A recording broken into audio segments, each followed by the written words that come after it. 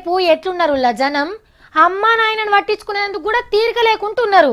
గసొంటిది ఏ సంబంధం లేకున్నా ఒక మనిషి కోసం రాత్రింబవళ్ళు గలవరిస్తుండ్రు. తిండి లేవు, తిప్పలు లేవు, అంతా ఆ మనిషి క్యాలీలనే ఉన్నారు. ఏడ చూసినా గీ మనిషి బర్త్డే పండుగలే నడిచినాయి. ఏంది మన తాన ఎవరు పుట్టినరోజు అబ్బా అని ఆలోచన చేస్తుండ్రా? ఏ మన తాన కాదు, తమిళనాడులో జయమ్మ పుట్టినరోజు ఇవాళ.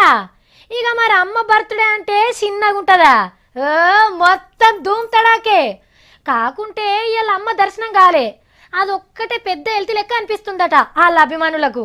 68 జయమ్మ పుట్టినరోజు పండగ విజయవంతంగా జరిగినాయి. అమ్మ భక్త భజన మండలి సభ్యులు బిందెల కొద్ది నెత్తురుదానం చేసిండ్రు. చేతుల మీద పచ్చబొట్లు ఒడిపించుకుంటుండ్రు. గీ ముసలి కొడుకు చూడు అమ్మ కోసం బాధను ఎట్లు ఓర్చుకుంటున్నాడో.